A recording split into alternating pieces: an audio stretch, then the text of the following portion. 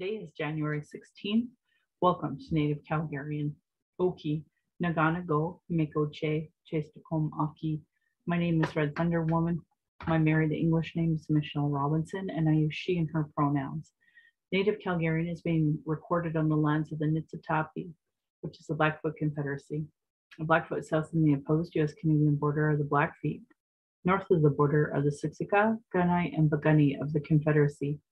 These lands are Treaty 7, signed September 22, 1877, with signatures that include the Blackfoot Confederacy, the Wesley, Chiniki, and Bearspaw Nations of the Stoney Nations, and the Dene from Tsuut'ina. I acknowledge all First Nation, Métis, Inuit status and non-status across Turtle Island as the keepers of these lands. All non-Indigenous are treaty partners with government signing on your behalf. I honor the Blackfoot as the elders and members have been so kind to me in my Red Road journey. Elder Red Crane taught me how to pronounce my spirit name. I was born in Calgary, or in Blackfoot, Mokinstis, as Michelle Elliott, an English name, which has afforded me privilege in an English colonial world. My mother is Northern Slavey Dene, or Satu Dene, but my Indian Act and Post status card by the Canadian government says Yellowknives Dene. My father is so Canadian.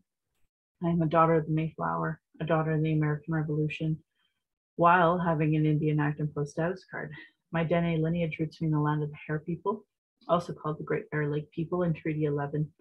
I'm a native to Turtle Island, and my Dene nation is a visitor to this area of Kincho Tine Intahe in Satu Dene, meaning Many Horse Town, named after the Calgary Stampede. Land acknowledgements are critical for creating a safer space for Indigenous, as well as honoring the host as a guest and acknowledging your role as a treaty partner. My humblest apologies to the Blackfoot elders and language keepers as I try to learn proper pronunciation. Any mistakes or misinterpretations will be on me.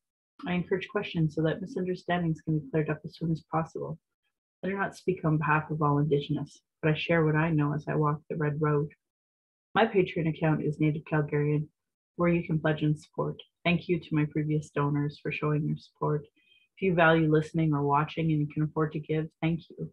To those that cannot afford to give, I'd love to hear from you at nativeyyc@gmail.com. Send in your comments or questions. Also, giving a review helps, whichever medium you are listening from. I have a YouTube channel that you can subscribe.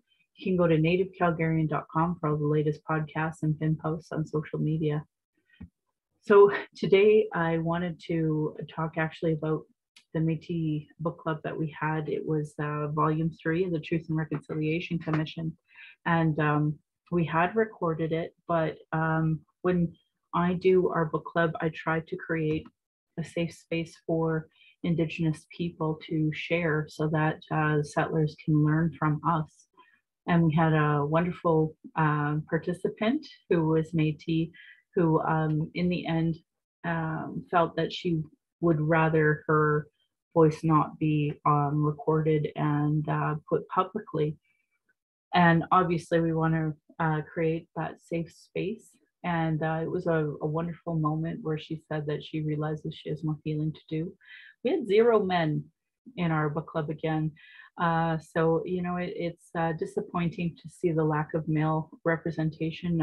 I guess willingness to want to learn. Maybe if you are listening and you are male, I'd love to hear from you. Maybe send me a comment to let me know if you ever attended our book club, if you ever want to attend, if you enjoy the book club content that I put here. I'd love to hear from you. The whole purpose of me sharing the book club is the hopes that everyone learns something, and also people who may have questions can ask from there. Also, I think it's really important. We can't have reconciliation without truth, and we're not talking about reconciliation. We don't have like national conversations. We don't have national book clubs. As far as I know, I'm the only one, and we started in 2016. So 17, 18, 19, 20. 21, so we're about to have our 6th anniversary. Holy. And yet despite that, us doing this, one of our regulars had made the comment that they were really shocked that the Metis experience would somehow be different than First Nation. And in a one way, it felt like we were still being, put together in one concept, which is not true, because we have different First Nations all across the country, over 600.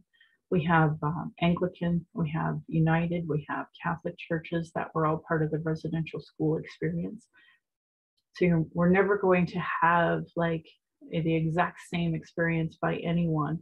And I thought it was really important for us to discuss this particular book again. So for those who don't know, the Truth and Reconciliation Commission, while it has 94 calls to action that we've made super small for everybody to be able to just read them, the truth is they deserve more. And ironically, people talk about Canadian history, yet here is a whole volume set of Canadian history that's just being disregarded by not just our curriculum, but by people who claim to care. So I thought, it would be important, if I can't repost the particular episode that we had recorded, that I would talk a little bit about it as if we were having the book club again. And, if anybody wants to do a podcast with me discussing a book, I would be very honored and happy to do that, especially ones that we had already read. I don't mind going through them if you have comments or questions, or you just absolutely love a book and we want to discuss it further. So one, I invite you to come to our book club. Really personal things are shared in them by Indigenous people. We allow Indigenous people to speak first because colonial settlers have always had the narrative. And then second of all, I encourage folks who, maybe it's the timing. You just can't come every second Monday across the country. That's fine. Maybe create your own book club. So one of our regular members, Kat, has started the Settler Book Club here in Calgary. And the concept was to start unpacking a lot of that racism. They include a lot of Black authors as well, because Truth and Reconciliation Commission Call to Action 58 actually calls upon all folks to do anti-racism training, everyone. So I think that they are actually fulfilling that by doing that work. And I think it's important. February is coming up, and that's Black History Month. And I had a few of my Black friends point out that they're not doing last minute bookings. If you're not calling them now to book for them for February, then they will consider it an insult that you had chose not to wait last minute to book them and have them come talk to you. That said, I don't speak for Black people. I just encourage you to follow maybe some of the retweets that I share of their voices.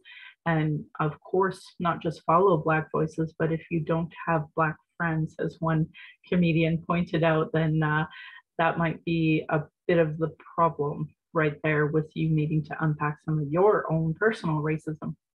And, I did my last podcast today with my friend James, who experienced some awful anti-Indigenous bias by people who thought they were allies. And I keep trying to unpack what that means. Just as you may, not have Black friends, well, if you have no Indigenous friends, are you really our ally?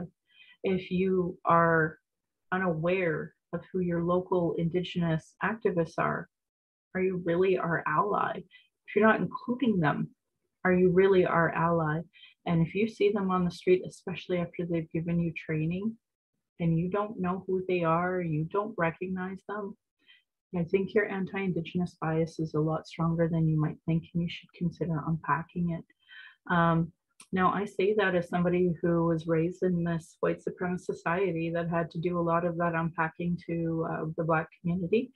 I was lucky enough to participate in a panel discussion, and one of my other panelists talked about racism against the Asian community as well as sex work.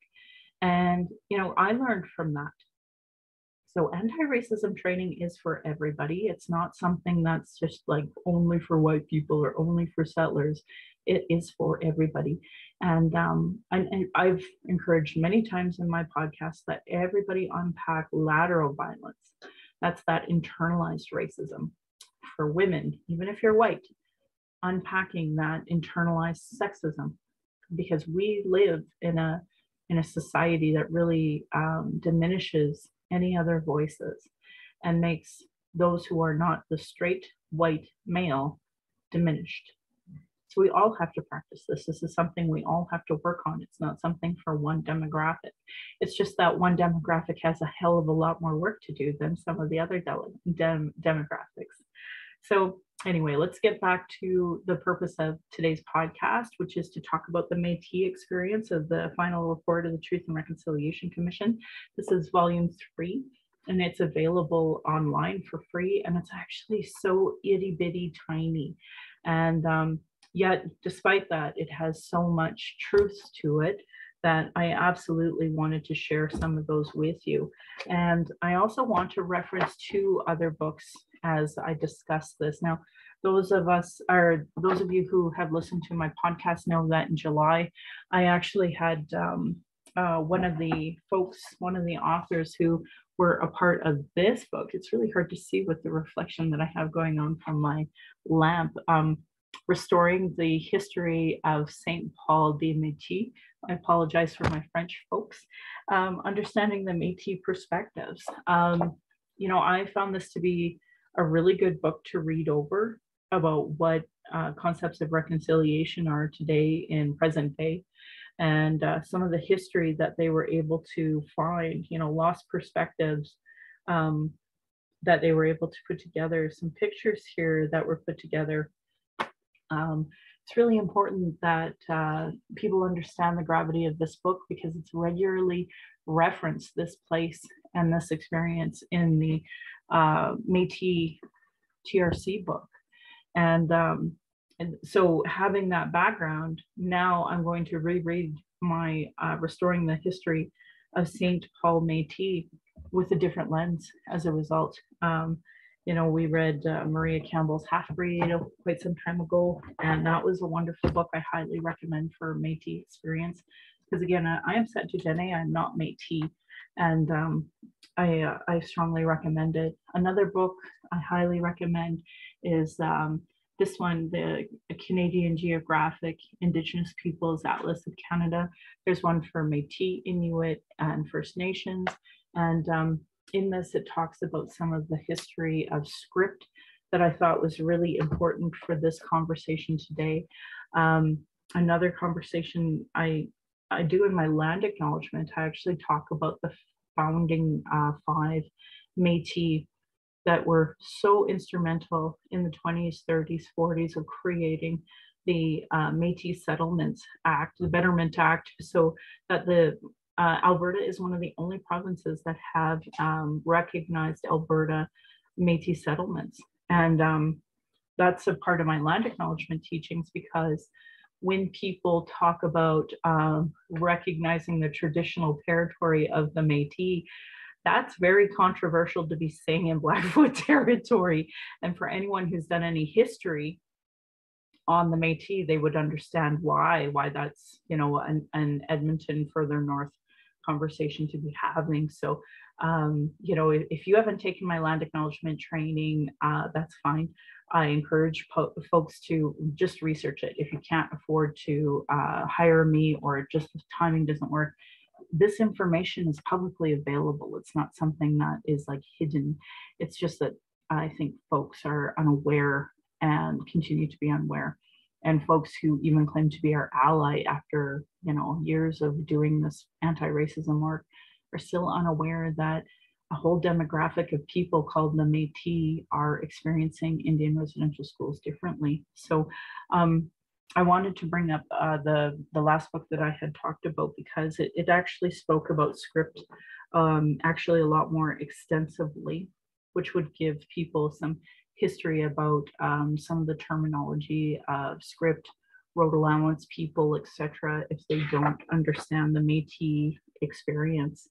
And it's interesting kind of reading this, because the Red River resistance, like that, I don't understand why Manitoba and Saskatchewan, specifically by Batoche, don't have more like recognized settlements by like land surveyors. But regardless, it's it's it's a really important information for everybody to be reading and understand the gravity of the aftermath of 1885, because it's really specific in the Truth and Reconciliation Commission as well.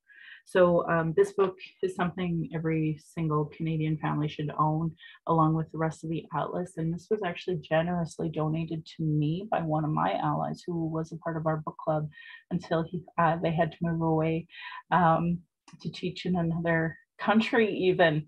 So I miss him a lot, and I don't know if he'd appreciate me calling him out, but you know, for what, if you are listening, know that what you donated to me was really appreciated. And as one of the male voices that was at our book club, you were missed there too. So again, if you haven't read this book, I highly recommend it as well. You can go back to my podcasts and YouTube channel and see this if you haven't. And then lastly, let's get into the actual book that we're trying to get discuss here. So ironically, the first thing I did was learn from it in the first bit here, because fun fact about Michelle, she loses her glasses all the time. Like, if you don't see me online, it's because I've lost my glasses again. So anyway, I found an old pair of glasses, and I'm really struggling. I'll get my glasses in order here soon. Interestingly enough, my granny's first name or residential school was listed right away in the second paragraph. So I'll just read it to you. Canada's residential school system was a partnership between the federal government and the churches. When it came to the Métis, the partners had differing agendas. Since the church wished to convert as many Aboriginal children, and indeed as many people as possible, to Christianity, they had no objection to admitting Métis children to the boarding schools they established in the 19th century. Métis children were, for example, among the first children enrolled in the school at Fort Providence in the Northwest Territories. Métis children were also many of the mission schools that were established throughout the West. In one case, the present Métis children at Catholic missions was a matter of disappointment. And I apologize to anyone who hears that. That is so awful and disrespectful. And but a sign of that time of anti-Indigenous hate, colonialism, and enforcing Christianity on people, right? French-born Maurice came to Canada in the 1880s in the hopes of working with exotic Indians, only to find that their students at the mission British Columbia were Métis. The churches never stopped their interest in providing residential schooling to Métis children. The Anglicans, for example, opened up hostels for Métis children in the Yukon in the 20s and 50s, and in Alberta, Catholic-owned residential schools maintained a high enrollment of Métis students.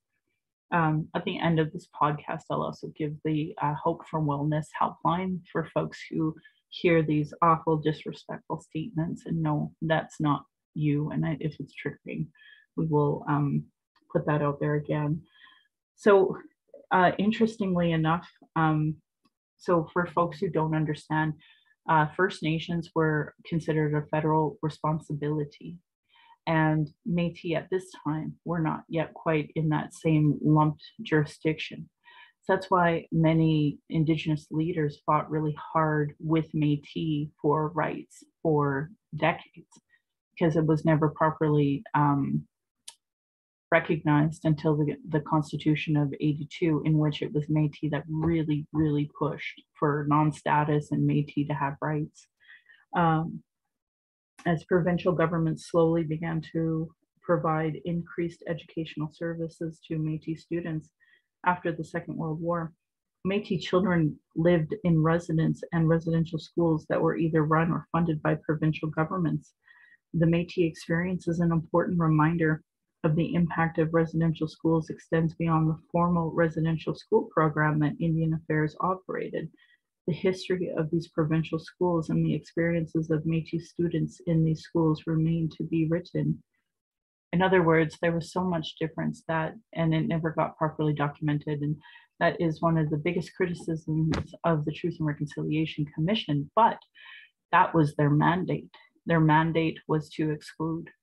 So by them even including this book, I think is incredible. And I don't know if I'm going to read this part again, but basically what had happened was because there is a difference between the provincial and federal jurisdictions, there began to be fighting over who should be funding for these children to be attending these schools.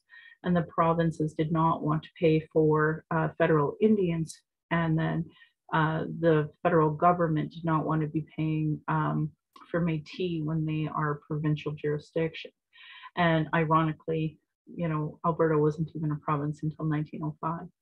So all of these children were being forced into these schools anyway. So there was a change in the policies about residential schools when the 1885 rebellion had happened. And it was at that point that, and it's written in this book, that they had seen, the government had seen Métis as problematic, possibly treasonous and violent.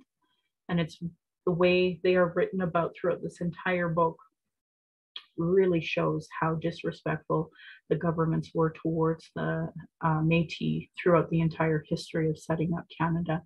And as a result, they were sometimes a misjurisdiction altogether. So for example, at one point in time, if they were not paying, okay, let's back up. Script. I talked a little bit about the other books, Script. And Script was land that they were supposed to receive, but the Canadian government quickly kicked off all the Métis off of the land that they were given in order to make way for the settlers. And the settlers took that land. So a lot of Métis were pushed onto the road allowances. And the road allowances are the space in between two quarter sections of land that are supposed to be for roads, but at that time they weren't fully developed yet. So a lot of Métis lived on road allowances. And because they lived on road allowances, they weren't necessarily paying provincial sales or provincial tax. So then the province said, well, if you're not paying tax, then your children can't attend their schools. So the experience was very different compared to First Nations, where there was no question. The treaties had said that all First Nation children deserved an education. And their idea of an education was obviously assimilation camp rooted in genocide. So, problematic across the board. So these were distinctive issues that were distinctive to Métis that I'm sad Canadians still don't understand the difference between the different First Nations, the different groups of Indigenous, and that the Métis experience was so drastically different because they weren't considered federal responsibility yet. So there were some really great points here that I thought were important to incorporate. One of the most significant of these Métis nations of Alberta, Métis Memories of Residential Schools, a testament to the strength of Métis. So there are some wonderful books out there now about the Métis experience in residential school, and I think it's imperative we all read it and understand the difference between the different experiences, because my grandma, my aunt, my uncle, they obviously are going to have a very different experience as First Nations as opposed to the Métis.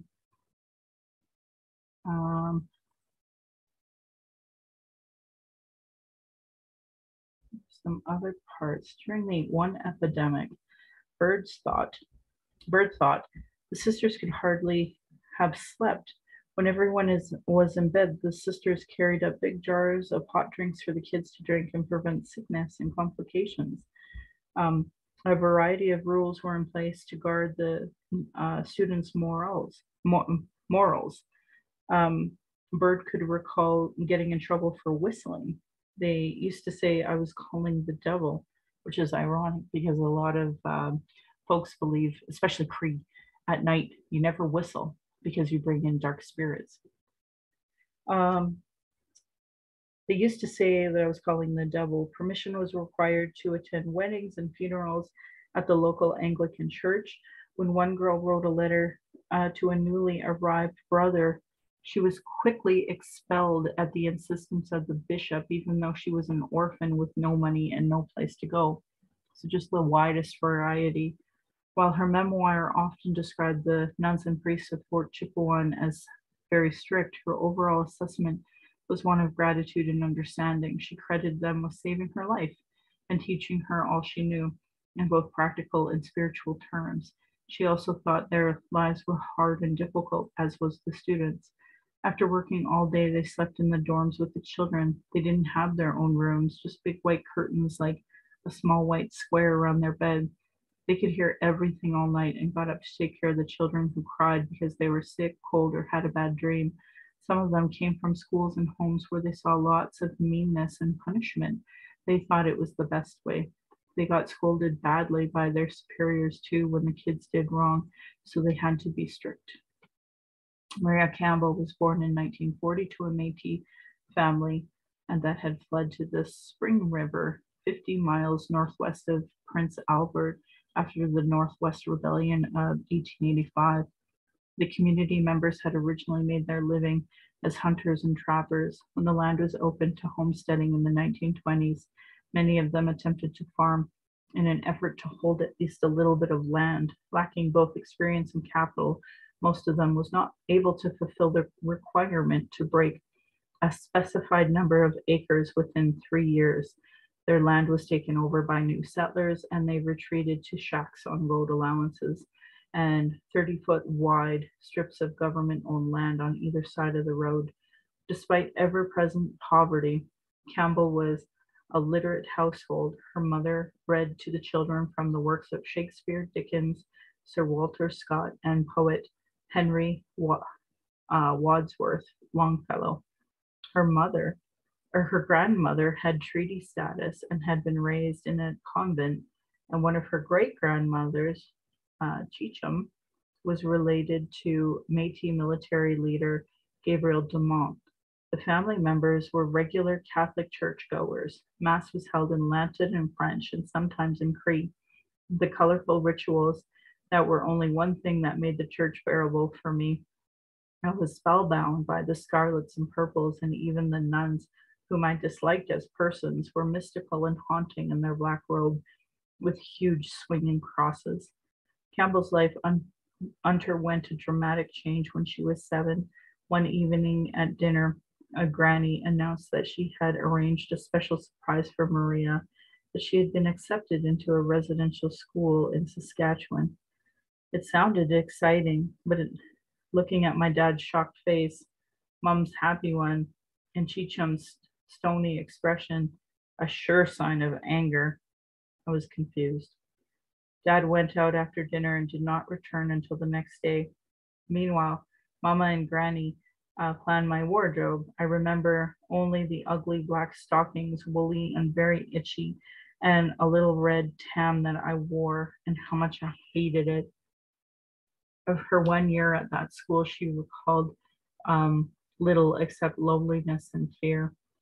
The place smelled unpleasant of soap and old women, and I could hear my footsteps echoing through the building. We prayed endlessly, and I cannot recall ever doing any reading or schoolwork as Mama said I would, just prayers and my job, which was cleaning the dorms and hallways.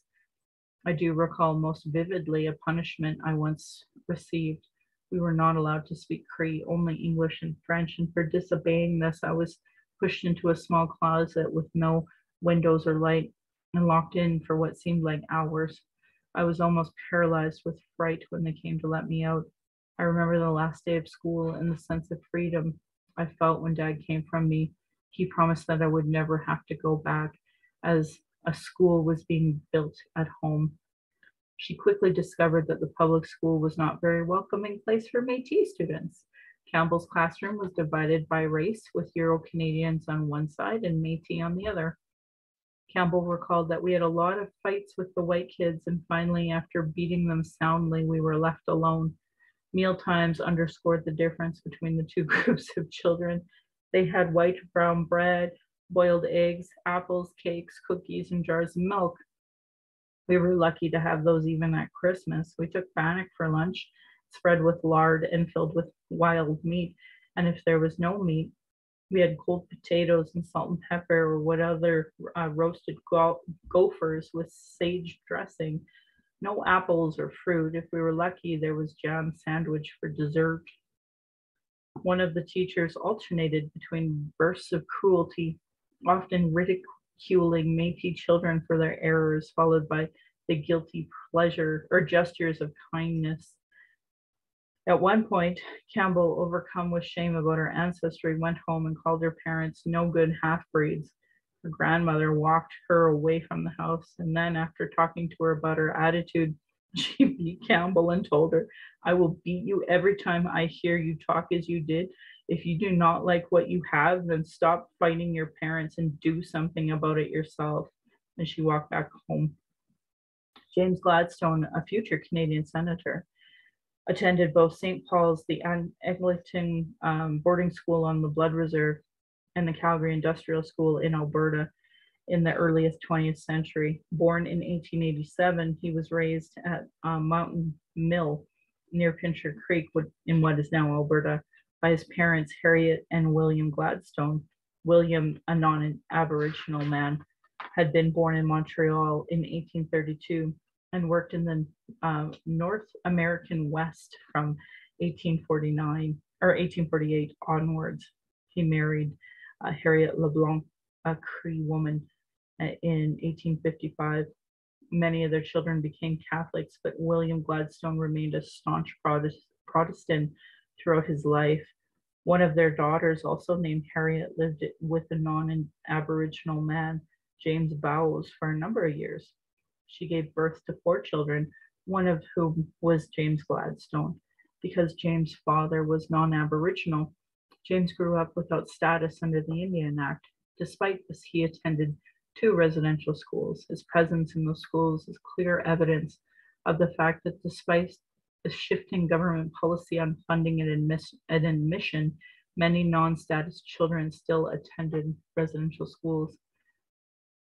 There's so much more I want to read, but obviously, I just hope and encourage folks to really considering reading it. Okay, I'm going to continue. In 1903, he transferred to the Calgary Industrial School over the objections of his principal. He went to Calgary to learn carpentry, but since there was no carpentry instructor, he was put to work in laundry and kitchen.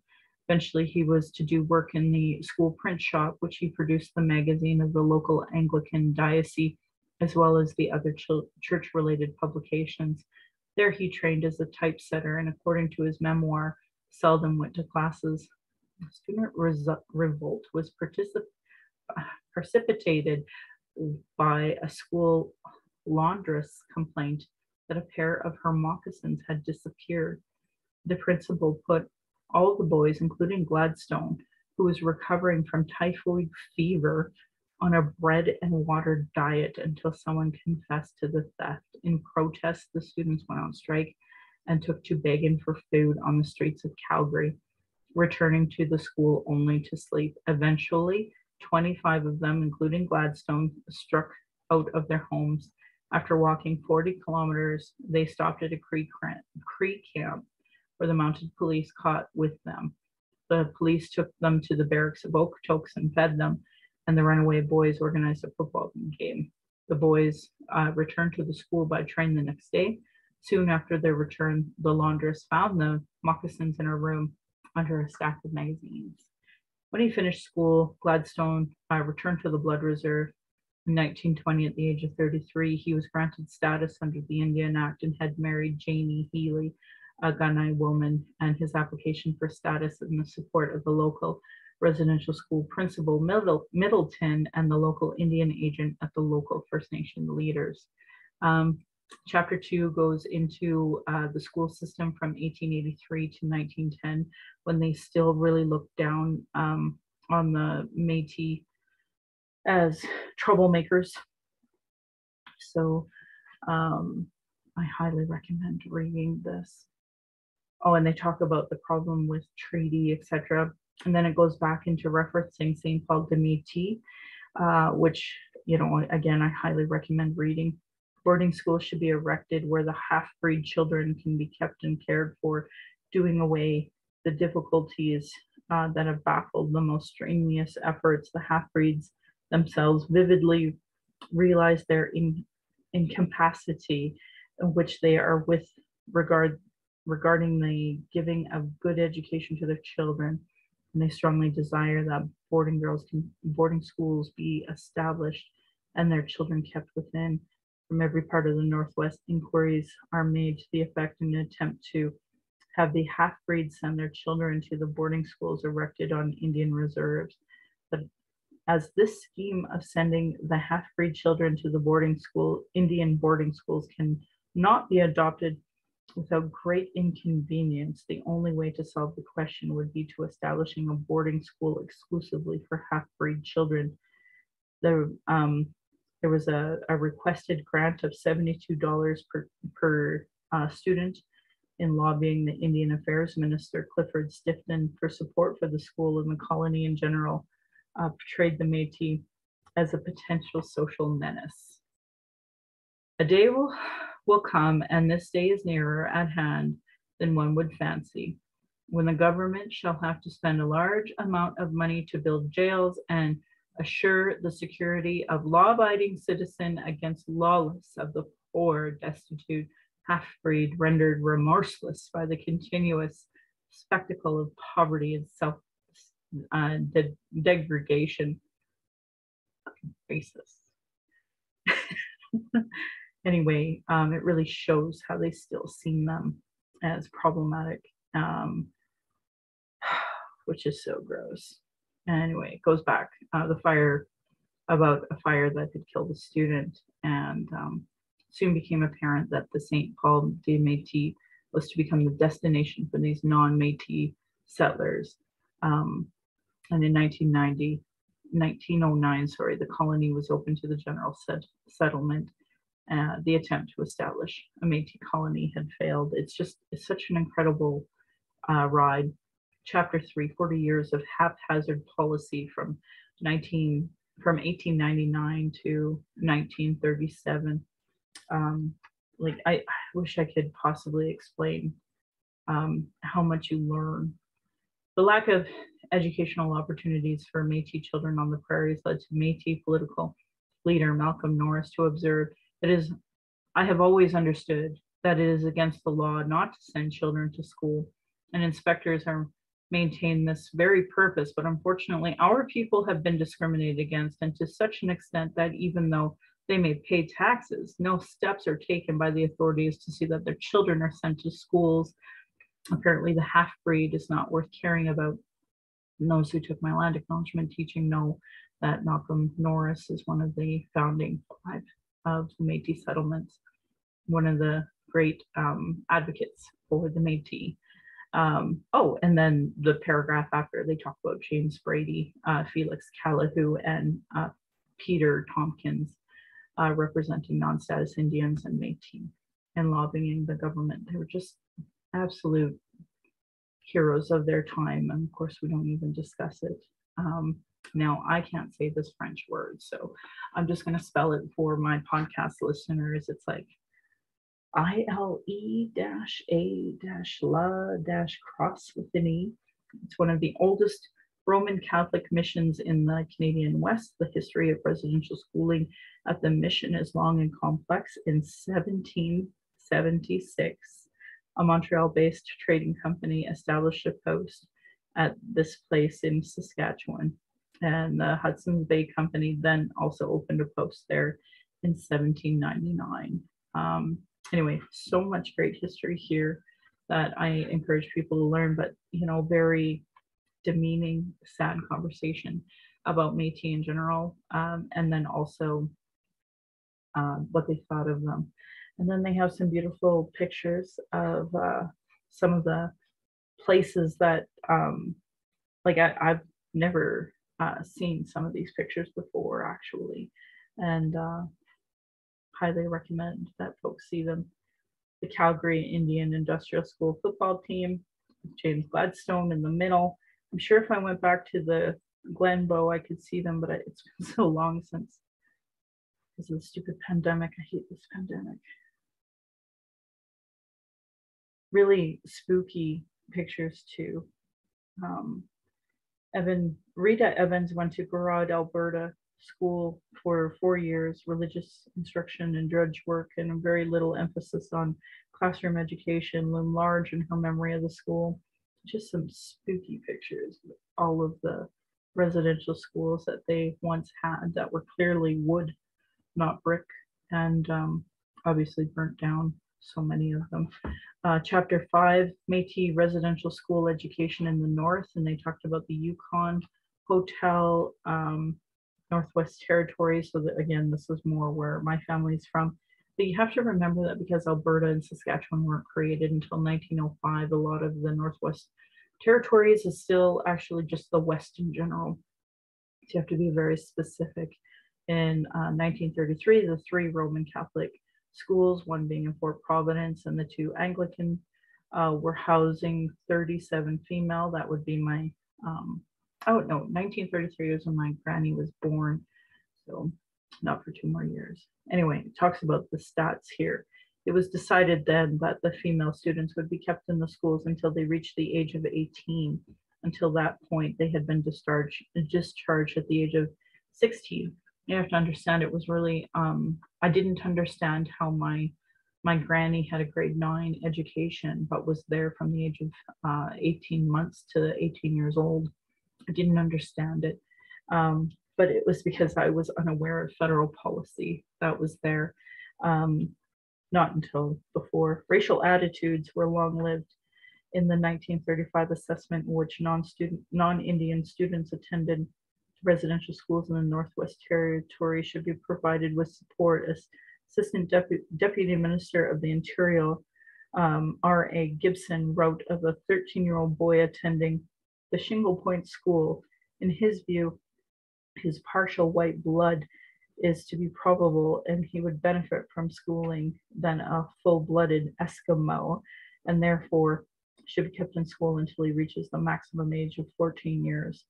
Enforcing attendance is also a problem, and they asked in 1941, Bishop Brainett asked Ottawa to implement compulsory attendance for whites, and especially those half-breeds in the territory, saying half-breed parents did not understand their duty to provide a sound intellectual and moral training for their children. It was pointed out to him that the territorial schools required parents of children between 7 and 12 to send their child to school for a period of at least 16 weeks in each year, blah, blah, blah. Anyway, lots of information here about the federal government policy as well as provincial policy. Chapter 6, Provincial Responsibility from 1940 to 1960. Then Chapter 7, The Students Speak. Yeah, there's so much to read here, but it's just a short read. Conclusion and calls to action. So it's only 54 pages, including pictures. And then after that, the conclusion and calls to action is not even half a page. So the Métis experience of residential school has been overlooked for too long. It is important to recognize that Métis children attended residential schools both in southern and northern Canada. Federal government policy on Métis attendance was never consistent or consistently applied. Even during those periods in which the federal government sought to ban Métis children from the schools, church leaders continued to recruit Métis students because provincial governments and school boards were often unwilling to build schools in Métis communities or to allow Métis students to attend public schools. Métis parents who wished to have their children educated often had no choice but to send them to a residential school. In northern Canada, the hostel system that was established in the 1950s placed no restrictions on the admittance of Métis children. From the 1950s onward, many Métis children attended residential schools that were operated by provincial governments in northern and remote areas. The student experience would have varied according to time and place, as it did for all students who attended the schools. There's no denying the harm that was done to the children, the parents, and the Métis community was substantial. It is an ongoing shame that this damage has not been addressed and rectified. To address these issues, the Commission has issued the following 2 calls to action in its summary report. 29, we call upon the parties, and those in particular the federal government, to work collaboratively with plaintiffs not included in the Indian Residential School Settlement Agreement to have disputed legal issues determined expeditiously on an agreed upon set of facts. And call to action 46, we call upon the parties of the Indian Residential School Settlement Agreement to develop and sign a covenant of reconciliation that would identify principles for working collaboratively to advance reconciliation in Canadian society, and that would include, but not be limited to, reaffirming the parties committed to reconciliation, repudiation of concepts used to justify in European sovereignty over Indigenous lands and peoples, such as the doctrine of discovery and terra nullius, and the reformation of laws, governance structures, and policies within their respective institutions that continue to rely on such concepts. The full adoption and implementation of the United Nations Declaration on the Rights of Indigenous Peoples as the framework for reconciliation, support for the renewal or establishment of treaty relationship based on a principle of mutual recognition, mutual respect, and shared responsibility for maintaining those relationships in the future, enabling those excluded from the settlement agreement to sign on to the covenant of reconciliation, and lastly, enabling additional parties to sign onto the covenant of reconciliation.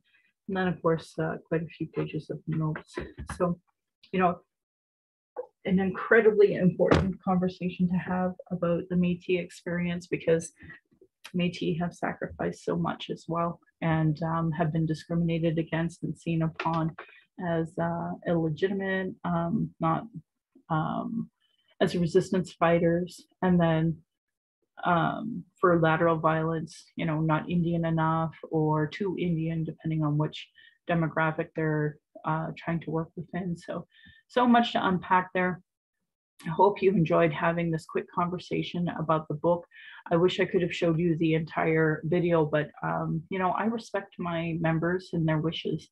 And I definitely am grateful that there's healing involved by not necessarily sharing somebody's story that's not ready to be shared with. So I strongly encourage folks to consider joining our club so that way you can hear it firsthand, because those that got to hear from our one speaker were obviously given something that our folks who listen to my podcast are unable to hear in depth.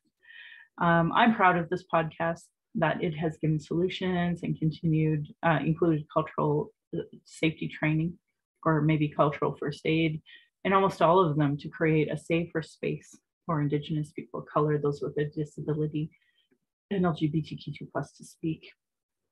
Thank you to authors Cheryl Ward, Chelsea Branch, and Alicia Fridkin of herettohelp.bc.ca about what is Indigenous cultural safety and why I should care about it. Their work, along with those cultural action tools I've said 100 times in my podcast. So support Indigenous work as part of your reconciliation work and settler understanding. I'm just lucky enough to highlight and repeat it here.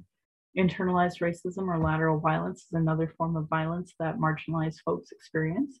RacialEquityTools.org has a great piece by Donna Bevins about what is internalized racism. If you see racism happening, what you need to do is some cultural first aid training, and do's and don'ts by bystander intervention of American Friends Service Committee has a good outline, but if you were to Google it, you would find so many resources today. If you're in Alberta and you experience racism, you can report it at acttoendracism.ca or text at 587-507-3838. Indigenous have been talking about our issues, sharing our traumas in reports, commissions, and in public hearings, just so it can be regularly disregarded. No more. Honor our words, honor the treaties, listen to politicians and their policies and platforms. If they don't recognize the marginalized in their budget with Gender Equity Plus, the cutting violence prevention programs and services, Indigenous education, uterus health choices, gay straight alliances, a lack of human rights for migrants, immigrants, and folks with disabilities, know that your vote to that party or person directly negatively impacts marginalized people. Demand that they implement the Truth and Reconciliation Commission calls to action, the recommendations of the Royal Commission on Aboriginal Peoples, the multiple reports about child welfare reform and violence prevention, and now we have 231 calls to justice from the National Inquiry on Missing and Murdered Indigenous Women, Girls, and Two-Spirit. Denying those reports is a form of abuse called gaslighting.